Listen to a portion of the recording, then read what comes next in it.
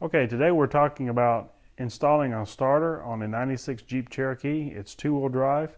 It's got the 4-liter inline 6-cylinder engine in it. So first thing we want to do is to raise the hood and disconnect the battery terminals. So we're going to disconnect the negative battery post with a 10mm wrench. And the reason we're disconnecting the negative side is because if you hit the side of the fender with a wrench, it's not going to arc. But if you hit anything with the positive side, it will arc. But now that we got it disconnected, you can see I can take the wrench and hit the positive and there's no arc. Okay, so first thing we're going to talk about are the tools that we need for the job and the starter. So the tools we have is the 10mm. This is where we disconnected the battery terminal from the negative side of the battery post. It may vary depending on your make and model, but in this car we used a 10. We need a 8mm nut driver. We need a ratchet wrench with a breaker bar, and it's basically just a pipe that you can slip over the end of the tool and gives you more leverage. And then we have two sockets, a 15mm socket and a 13mm socket. The 15mm socket is for the two starter bolts. And depending on your starter models, the older starter had a 13mm bolt on it, but this one actually has a 15. So in this case, for the install, we will not need this socket. For the starter itself, you can see that it is a 2-bolt starter. One of the bolts are threaded here, that's where the shorter bolt is, and the other one goes into the housing. Okay, and next thing we'll do is we'll hook it up. Okay, so we're into the vehicle now, and we got the vehicle jacked up. The vehicle is supported with jack stands. You don't want to use a bottle jack or floor jack because they will leak and the vehicle will drift down on you. Also, you don't want to block it up on center blocks because they will crack or slip. So jack stand is basically your best bet.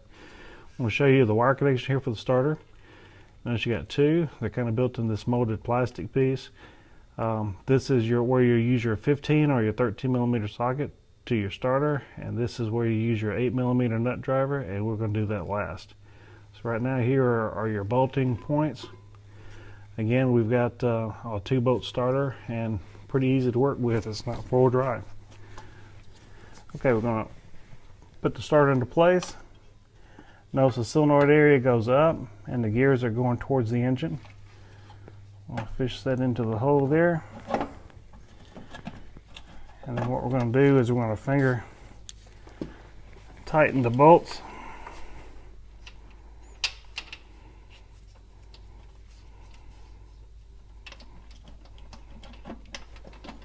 So we got the starter in there and we got the bolts in finger tight.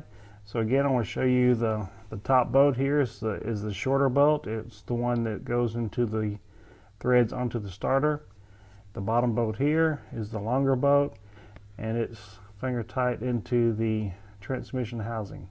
So we're going to finish tightening those up and then we'll put a ratchet on it. Okay, so we got the ratchet on here, and you can see it's pretty tight quarters.